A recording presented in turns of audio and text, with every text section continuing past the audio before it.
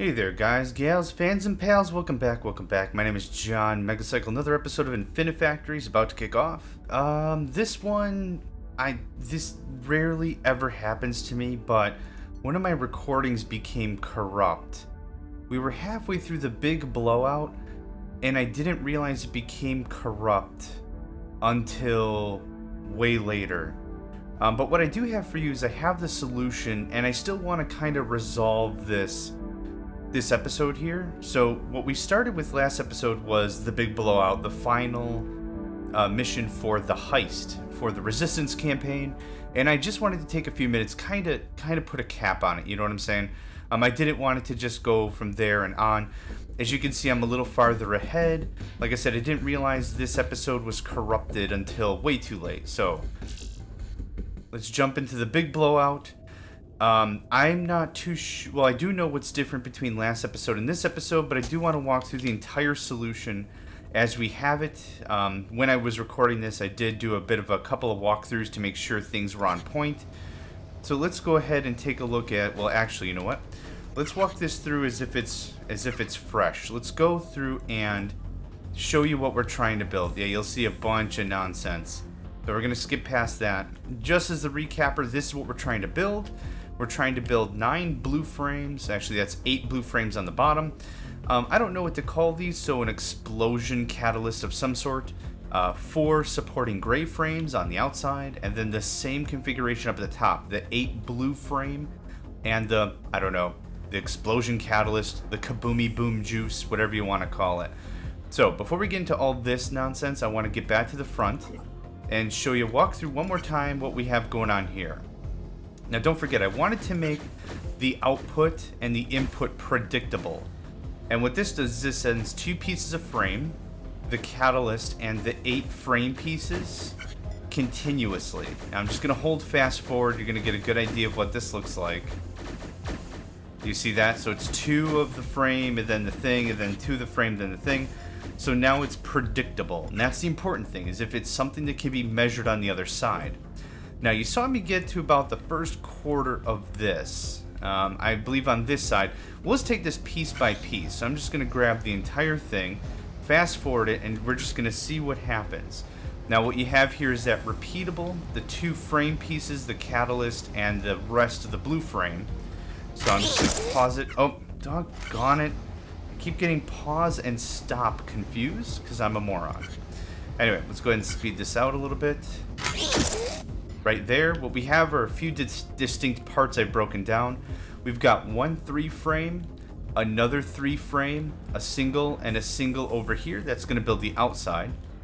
This actually puts the catalyst right in the middle, and last episode, this is where I was really delighted on building this delay block. This is what allows a sensor to occur, a slight delay, and this does the pusher down there to push it off to the next line of production. So let's just play that on a little bit here. There's the blue, there's the catalyst, there's the finished bottom part of the frame. This squiggles on over here, and this prepares for the next piece, which is the frame itself. I keep calling these frames. Like I said, this game doesn't do a good job with naming pieces. It leaves it up to me to name stuff, but if you guys know me at all, you'll know that I come up with different names like every 5 seconds. Like, it's not a welder, it's a solder. You don't weld these things together, you solder them together.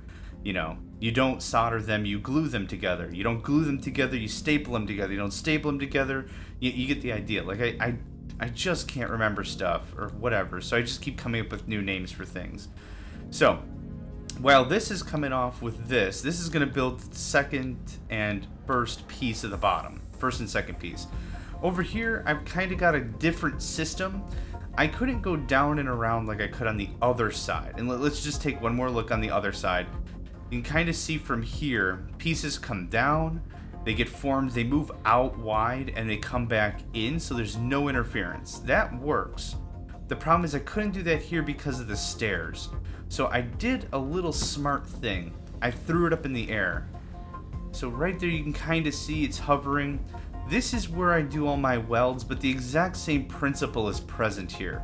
We do the blue outside, we drop the orange piece. It's all hovering at a very specific height because of the lifters. They get soldered or welded together. I have a delay clock here, and same thing, this will push. That'll push it onto the next piece, where I've got some conveyors here, and I've got a blocker to make sure that the other piece is done and complete before this shows up. So let's get back to this piece. This is the next piece we're waiting on. This comes down, weld. Now, pausing here, you can kind of see that we've already got another chunk of pieces coming in. It's 9, so the 8 blue, the 1 yellow, and the 2 white. That puts us at, 11 pieces. So this was a long chunk of assembly, but as long as it's repeatable, it's doable. This comes down, plunk. There's the weld right there. So we've got the bottom 2/3 combined. The top is ready to go right here. Several welds and everything else makes everything merge together. And thunk. And that is one completed. Kaboomy boom. Then, of course, a little funzerdry, a little fun wizardry. Get that going on. Done for production. Cool. Now, when that hits the target, we've already got another piece that's coming right round right here. This is ready to go, still held up by the blocker. And that works over and over and over again. Rinse, repeat, done deal. So, I want to walk one more time completely through the puzzle. Like I said, since this episode I'm narrating right now became corrupt, I kind of want to make sure that we go through and you guys can at least see that I didn't cheat or anything. I do all my recording, and then all my editing, and then all my rendering en masse. So like I'll sit down, I'll do 8 recordings of 8 episode recordings or whatever, and then after that's done, I'll sit down, I'll edit them all, and then I'll render them all. So I have like, I don't know, let's say 5 or 8 or 10 episodes done at once. But the thing is, I can't do that every day. I've got a full-time job, I've got stuff to do. So, comes through the teleporter. Anyways, I was trying to say is that builds me a nice buffer, is what that does. So I didn't notice this one became corrupt until it was far, far too late. So, a little conveyor action, everything sits itself just right. A lot of this game's difficulty truly comes with space. Do you have enough space? Do you have enough room to do stuff? That's really where I find a lot of the difficulty comes. It's not so much the complexity of the puzzle.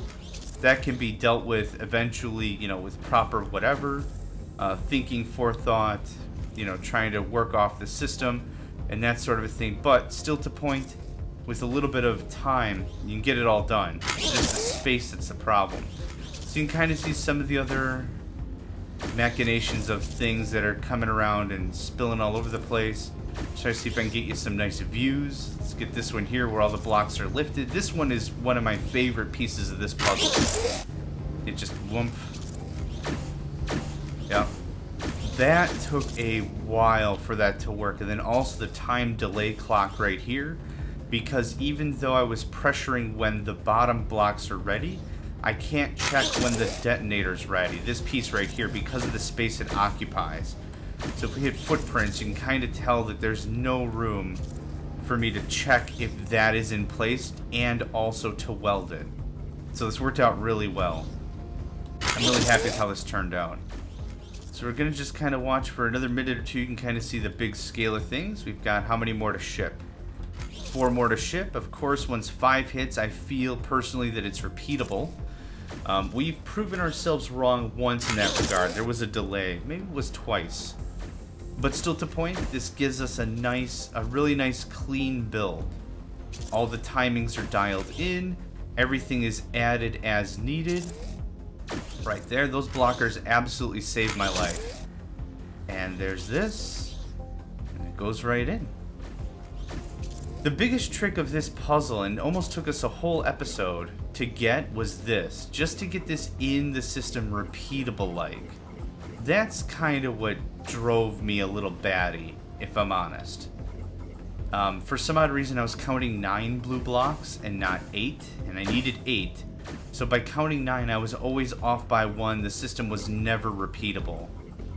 But either way, yeah, you can see I've got a lot of platforms coming from everywhere just to get this thing set up. Platforms don't count as blocks, apparently. So that's a neat thing. And there's our final boomy boom. Bombs are in position throughout the facility. We should really get the out of here. Well said, Dave. Well said. So, sorry that this one you don't get to see a whole lot of the work that I did, but I at least wanted to go through and show you what we were doing. You can see all the numbers are exactly the same. We didn't modify a thing. This is a solution I came up with, and that's really about it. So, this is just a quick one. Thank you all for joining me. My name is John Megacycle. Another episode of Infinifactory is in the books. That closes out the heist mission for the Resistance campaign. Gets that all wrapped up nicely. In the next episodes, you're going to see me move on to the production zone and Atropos Station. I'm not too sure how far the campaign goes, but I'm really hoping that you guys have been enjoying this so far, and I hope to see you next time. Catch you later.